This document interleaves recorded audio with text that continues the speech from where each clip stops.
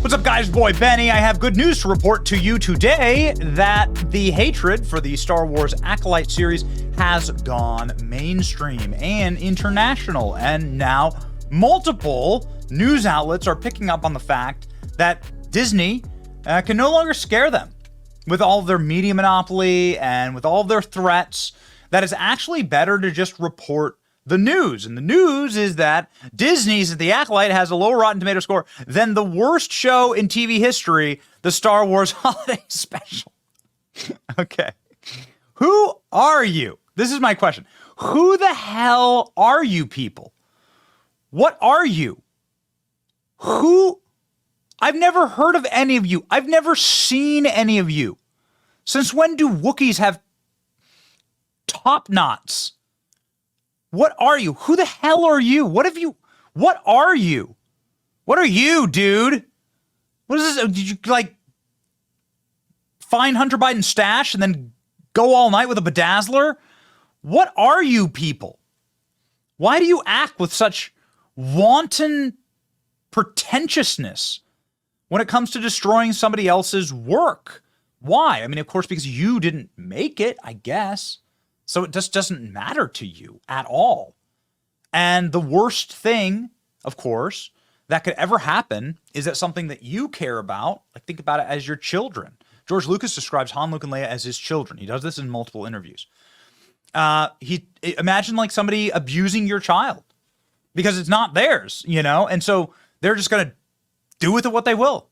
It's awful. It's on brand for Disney, but it's an awful thing. And so you see sort of this wanton desecration of Star Wars and the means for agenda. Star Wars, I think, by a considerable margin. They love it. Look at them. They love it. Are you excited about that? Are you bracing yourself? Star Wars. They're spitting on the grave of the IP. You know it. You've obviously seen it play out in scenes like this. I mean, we didn't know. I mean, we saw obviously the witch scene and Immaculate Conception scenes through via all female covenant of witches. Do you know there's pronouns in Star Wars now? This puzzle is he or they with us. Disney Star Wars pronouns. There we go. You want it, you got it. You break it, you buy it. Now it's broke, baby. It's just broke. 14% audience score, lowest in the history of Star Wars. I haven't seen the Star Wars community this united since Mando 2 finale. The Acolyte broke George Lucas's franchise to its core, and Disney can no longer play the victim card to get out of this. But man, they are going to hit that card so hard and so fast, and they're gonna break their fingers off, slapping that Uno reverse on the table. It's not us who are the problem. It's you who are the problem, ladies and gentlemen. It's you. It's been you all the time, the entire time. This article right here. It's amazing. I've never seen anything like it. It's literally, the article is literally the I know you are, but what am I? The Rotten Tomato score isn't the fault of the people who created the Acolyte. It's your fault. I guess technically it's true. Poor Carpenter blames their tools, right? My grandfather used to always say this. Well, poor Carpenter blames their tools because the carpenter is a bad carpenter. He's going to blame anything around him, right? It's something else, someone else's fault, right? It's tool's fault that I suck at my job.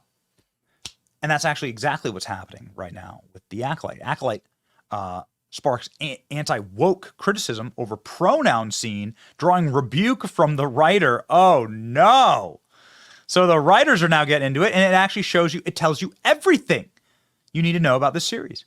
Anti-woke critics have slammed a scene in the newest episode of Star Wars in which a character asks about another character's pronouns, prompting the writer to clarify the joke on social media as the controversial series continues to face review bombing. Okay. So what exactly happened? So they referred to a rodent-like creature as a they.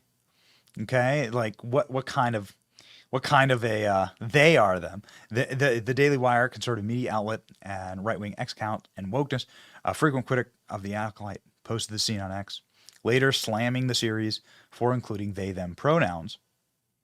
Claire Kitchell, the co-writer of the episode, clarified on X that the line was an obvious joke about pronouns because she's referring to a strange little animal creature.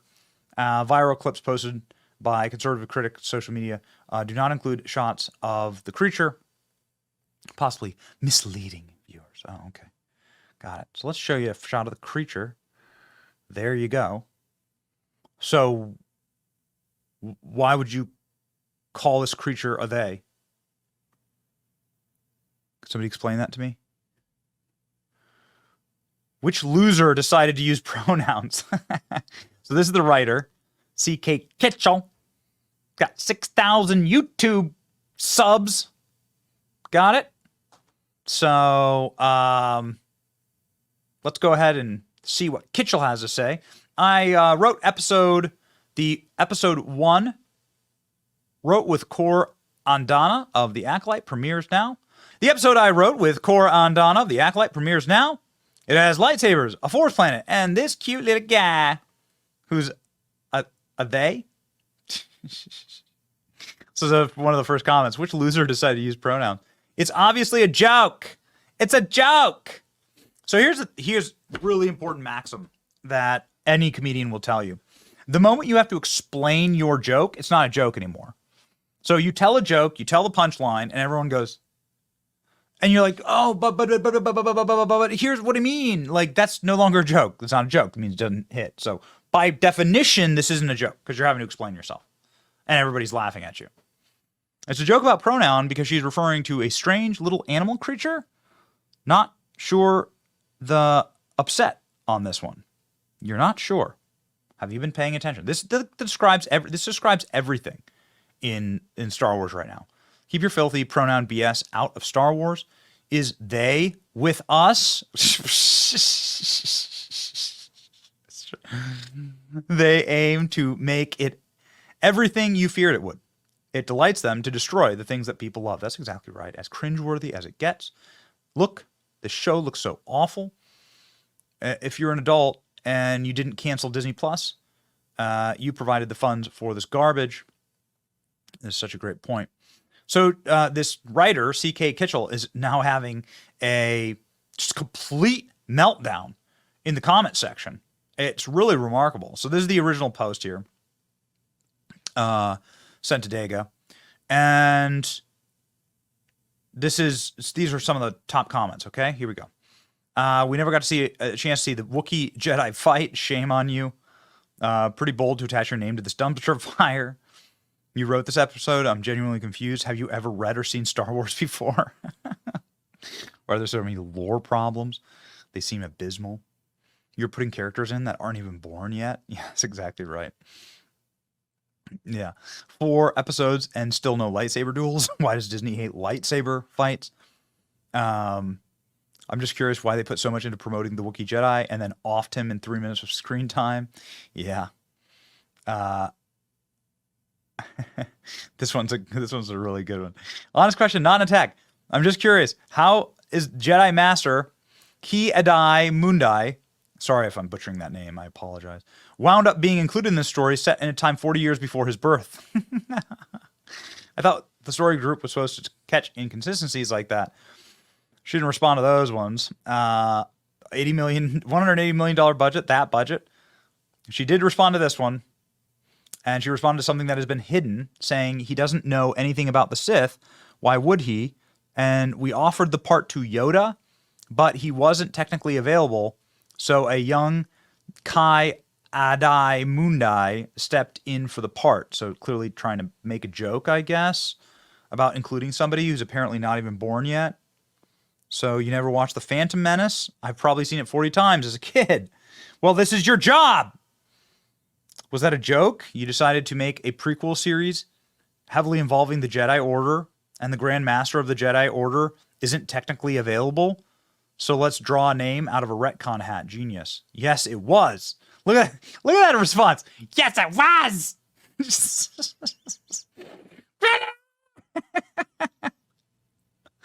In episode 1, he said the Sith haven't been extinct for 1,000 years.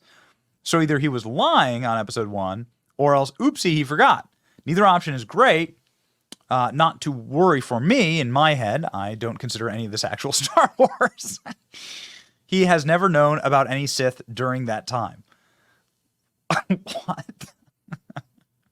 What are they talking about? So she then stops responding. This does show you everything, though, doesn't it? It does show you everything. It's just perfect. You still haven't addressed the fact that he shouldn't exist due to having not been born yet. I'm guessing you either didn't care or do your research for your primary concern was writing your Star Wars story. That's exactly right. What a great point. What a great point. This was never about anyone. It was never about anyone other than CK Ketchum. Yeah, let's go ahead and check on CK Ketchum. I don't know if that's CK Ketchum. I don't know who the hell that is. I've never heard of this person.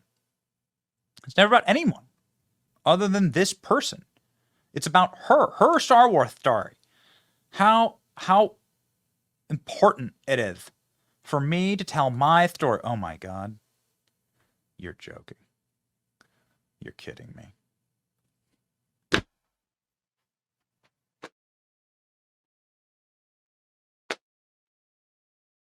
There you go. This is what shows up. This is what shows up in the Game of Thrones fandom. Apparently this person was a writer in the House of Dragons. There you go. Okay. Well, guess expect more pronouns on that show too. Incredible. You call this central casting.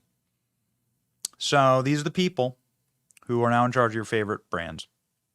So they can't make anything that is seen as good by the fans or by anybody else, but certainly by any mass group of people, because they are incapable of viewing anything in life through the lens of anyone other than themselves.